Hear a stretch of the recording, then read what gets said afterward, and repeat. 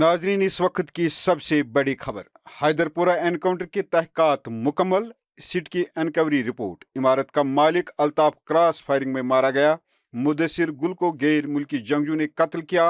आमिर मागरे गैर मुल्की जंगजू का करीबी साथी था।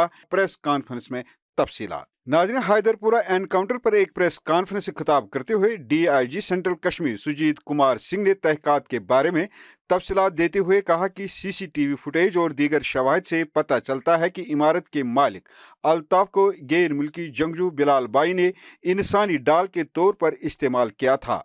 डायरेक्टर जनरल दिलबाग सिंह और आईजीपी कश्मीर विजय कुमार के हमरा प्रेस कॉन्फ्रेंस में सुजीत कुमार सिंह ने कहा कि गैर मुल्की जंगजू बिलाल बाई आमिर मागरे के हमरा डॉक्टर मुदस्सिर गुल के चैम्बर में मकीम था।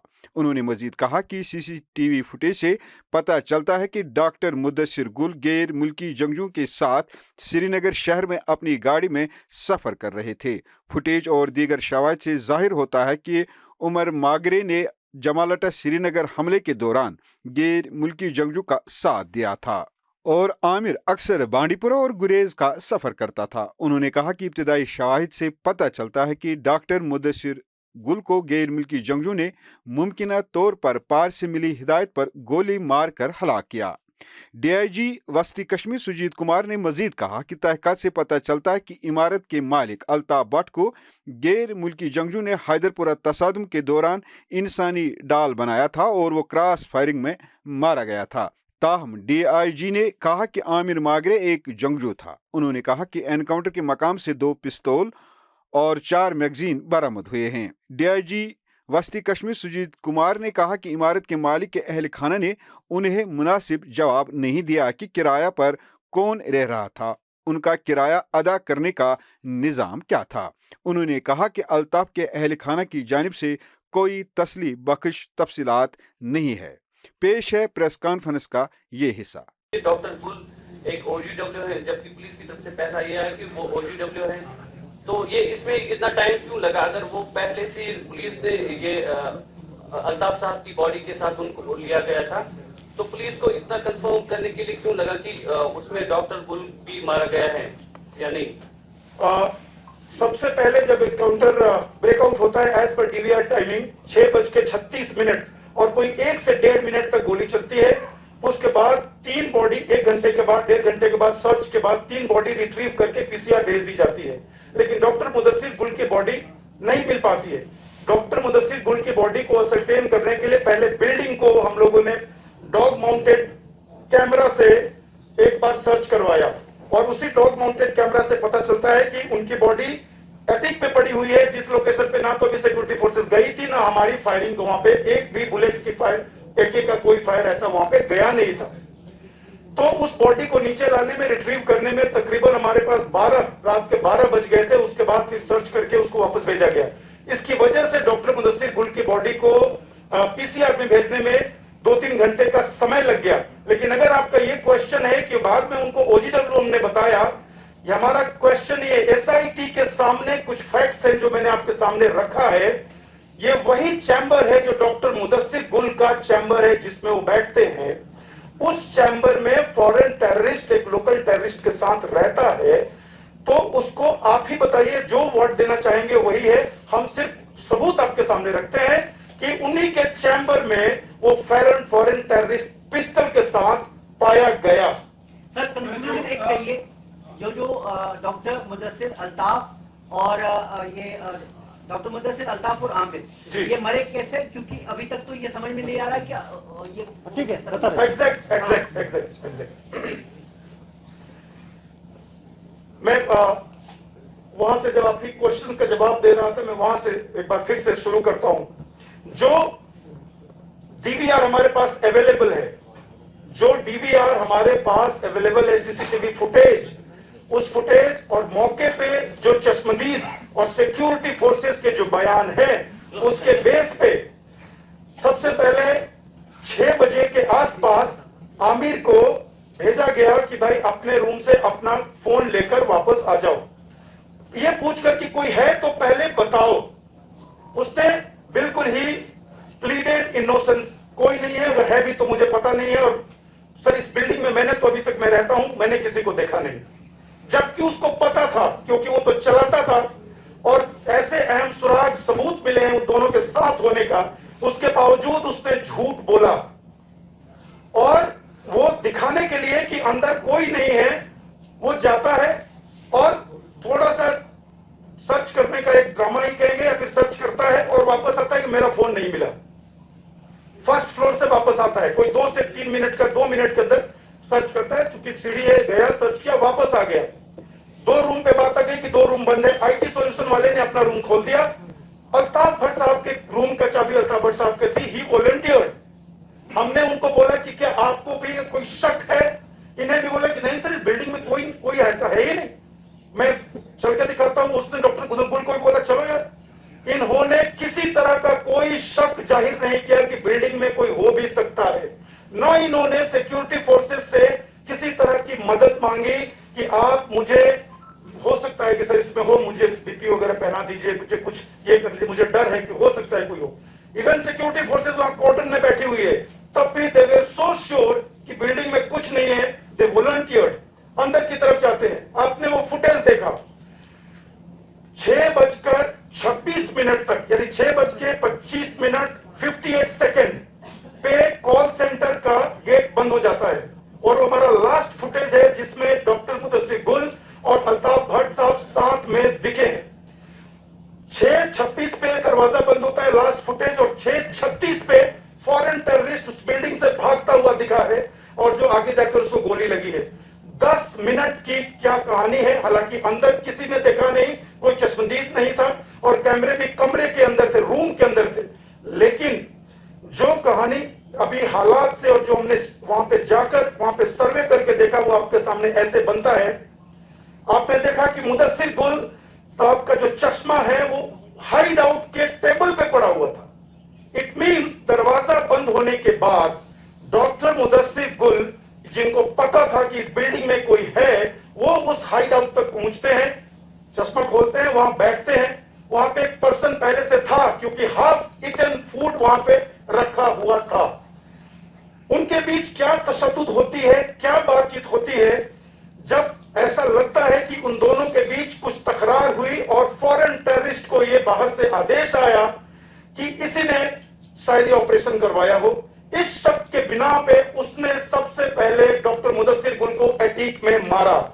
ये एफटी, अभी हमारी एसआईटी हालात के जो भी हमारे पास सबूत है उसके बेस पे ये बोल रही है, क्योंकि उनकी बॉडी एटीक के बीच में गिरी है। ऐसा भी नहीं है कि वो तैयार था, जैसे ही कोई गेट से है उसको मार देगा, तो उनकी बॉडी गेट पे मिलनी चाहिए थी, या फिर वो हाइड आउट के अंदर बैठा हुआ है, हाइड आउट पे मार दिया, नहीं था।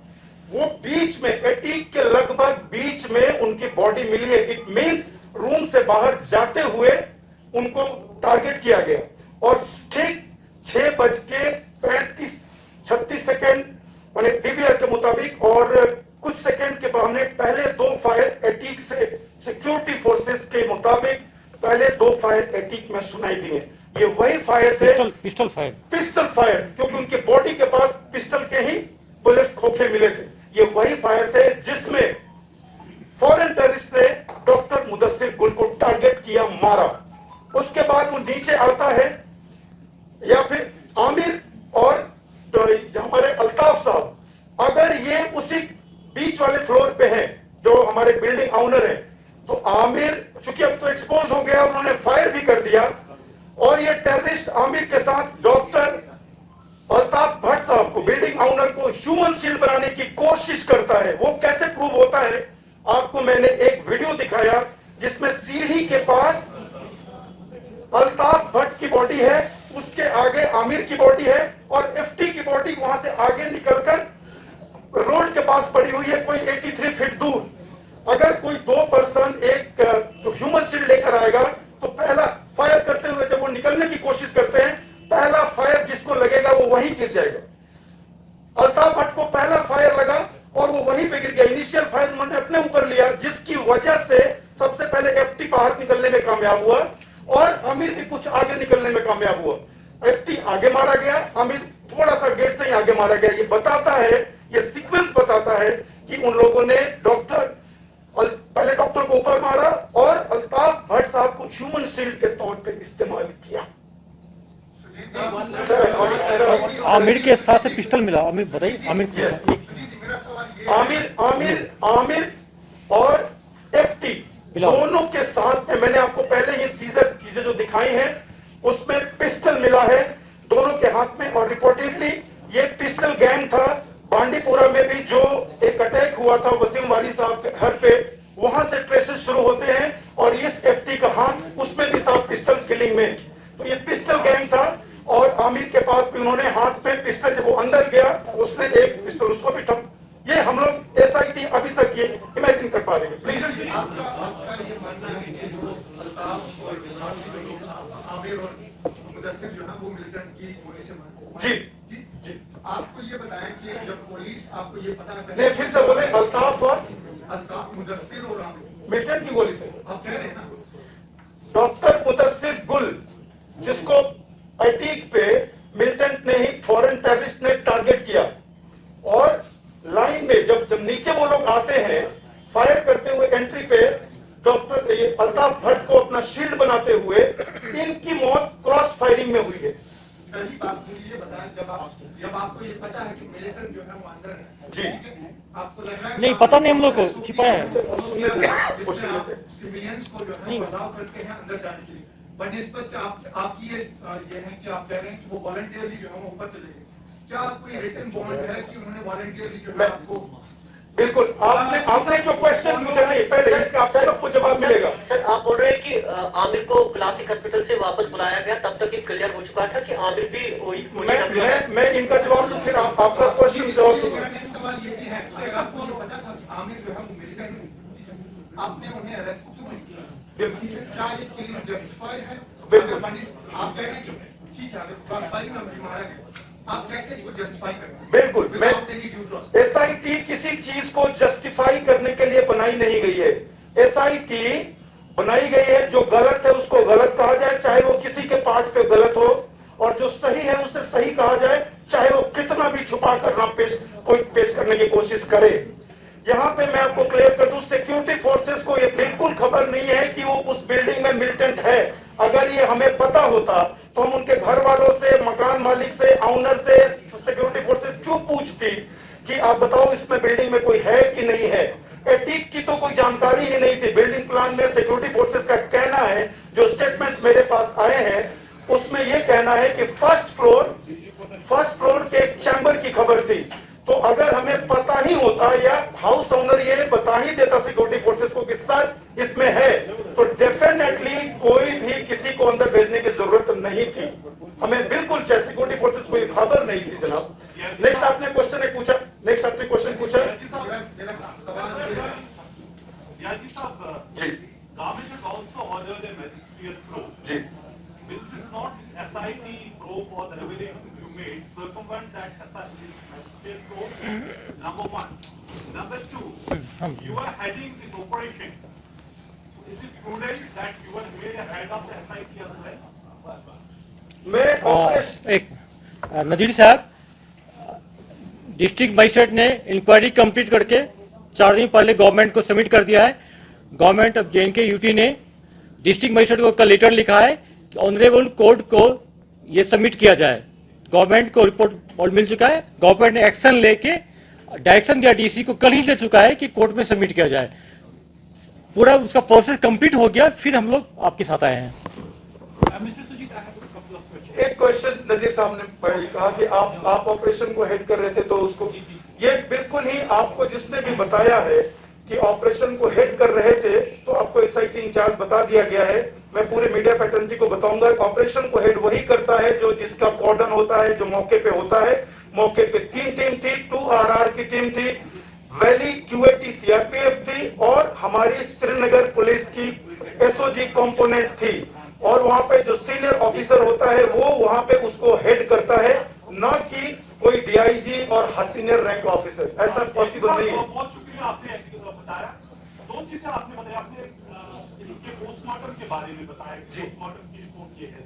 पहली बात जो लीगल है, जो आपने समझा है, क्या राज को पोस्टमार्टम करना कानूनी इज इट अलाउड, क्योंकि वो राज को दफनाएंगे।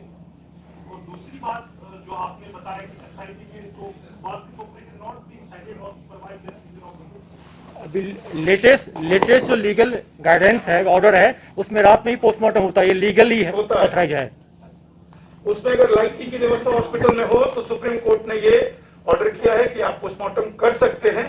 और ओवरऑल अगर ऑपरेशन देखा जाए, जो ग्राउंड पे ऑपरेशन किया जाता है, सुपरविजन तो डेफिनेटली सीनियर ऑफिसर्स की होती है। इसका मतलब ये तो नहीं है ना कि ग्राउंड ऑफिसर्स को उसका क्रेडिट ना दिया जाए, जिन्होंने इतनी मेहनत करके एक फॉरेन टेररिस्ट, लोकल टेररिस्ट को मारा।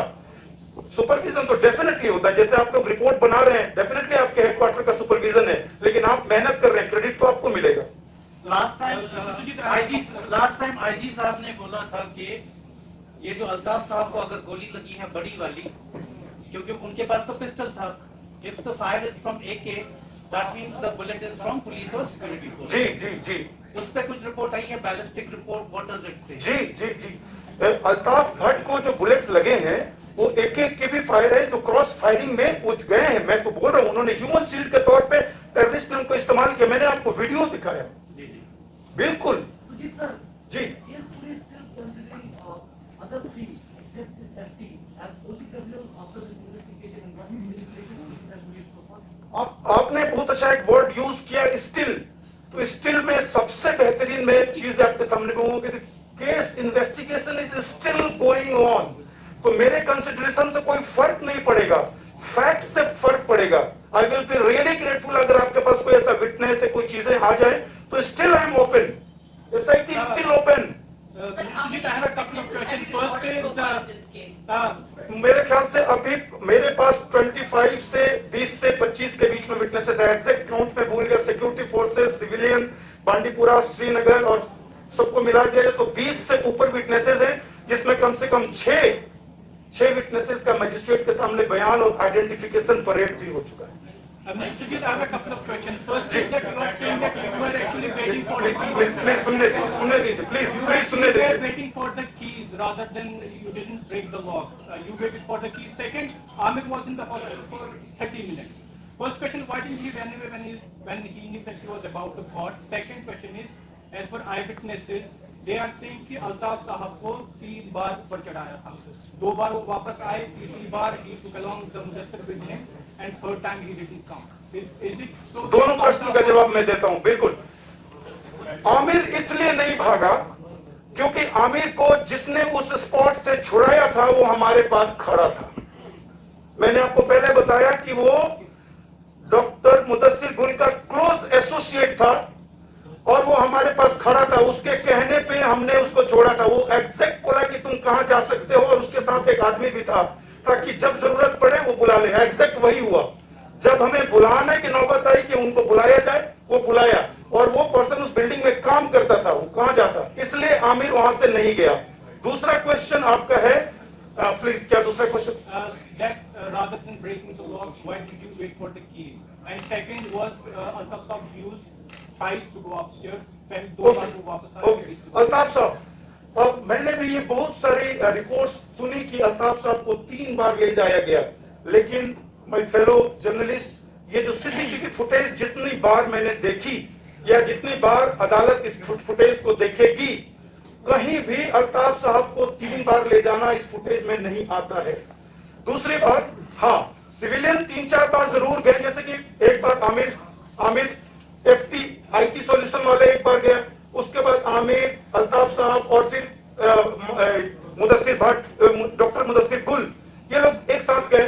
तो सिविलियन 3-4 बार जरूर गए। और आप लोग इस बात को जरूर सोचिएगा कि सारे सिविलियन को हम लोगों ने एक शेड में, एक्साइड बुलेट के पास एक बड़ा सा हॉल था, वो अंदर रखा हुआ था। तो कोई आदमी बाहर भी निकलता था ना, उनको लगता था कि बिल्डिंग में ही गया है, कोई रोड पे नहीं है। ये सीसीटीवी फुटेज दिख रहा है, जैसे देख रहा हो कि हाँ गया, बिल्डिंग में गया, अंदर आया, ऐसा कोई नहीं।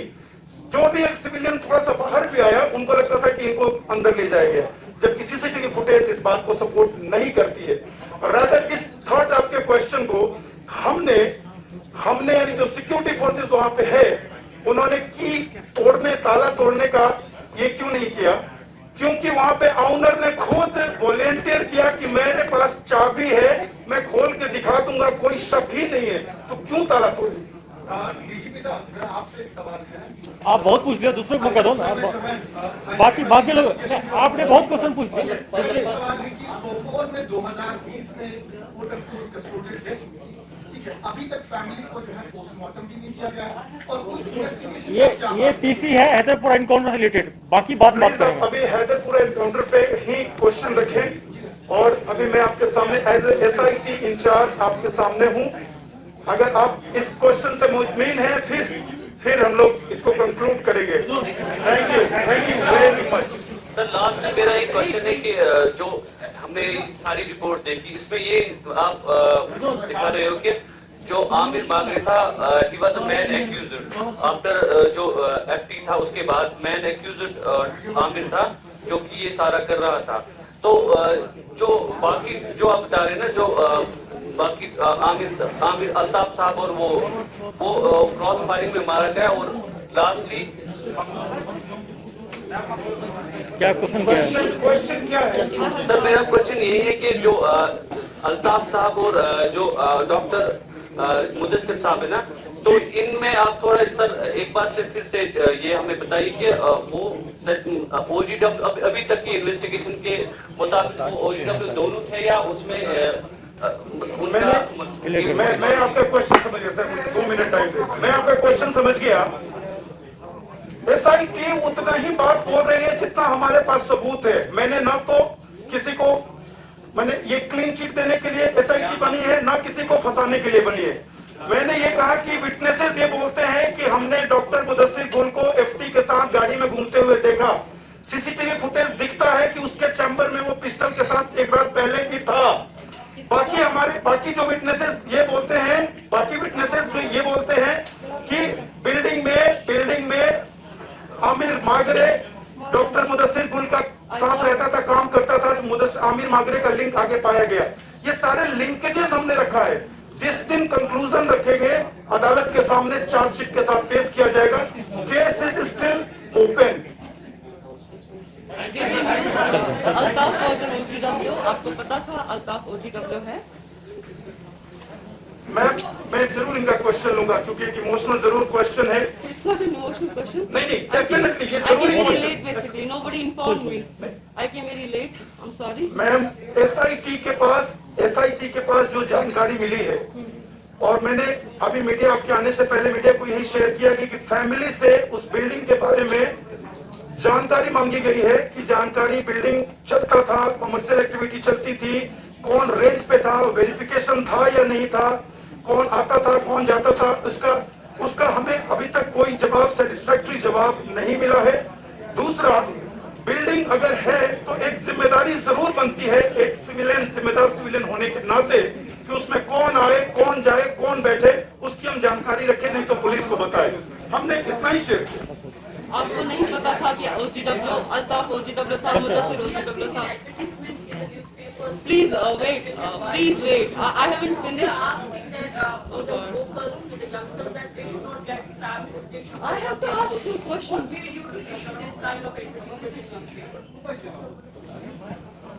और फिर बोलिए क्या फिर एक बार फिर से बोलिए प्लीज। अच्छा समझ गए। बिल्कुल देखिए ये कोई नई चीज बात नहीं, हर एक पुलिस स्टेट पुलिस करती है, हम लोग भी किए हैं।